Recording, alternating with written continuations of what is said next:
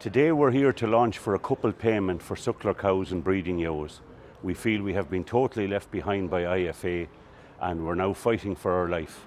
This cap reform has the potential to devastate agriculture in Ireland, particularly the productive sector. We have an opportunity to couple 10% of Pillar 1, which we're looking for, which will be 100 million for suckler cows and 20 million for sheep. All other member states that feel that this herd is under pressure are doing the same, and we can't understand why we're not doing it. So myself and Flor McCarthy have decided we're going to launch our campaign today, and we're going to lobby every Fianna Fáil TD in the country on the basis, and we're going to see exactly what Fine Gael's view is on it as well. The purpose here is to try and get support for this, to get support for the small farmer, for the full-time farmer, for the farmer that's working. And I think that we're putting down a line here today. We're standing up for those farmers. We're not just standing up for every farmer and no farmer. We're standing up for the sucklers and sheep farmers today, as nobody else is doing it. We got a month's reprieve on this issue with the failure of the talks in Brussels to try and get something that would suit Ireland.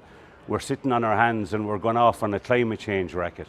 So in my view, we have a huge problem with the lack of leadership, and what we're trying to do is to put some direction and leadership on this issue. What we're looking for is a coupled payment for the suckler cow and the ewe, because out of Pillar 1, we clearly, and we're hopeful that we will achieve it.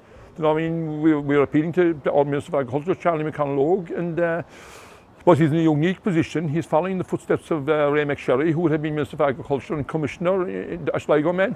And we benefited handsomely out of his moves over the last 25 to 30 years. And now I think it's time to look at a coupled payment on both the cow and the ewe. I feel that it's time we moved in the same direction, because what I'm seeing in my country is a bit like with the land abandonment.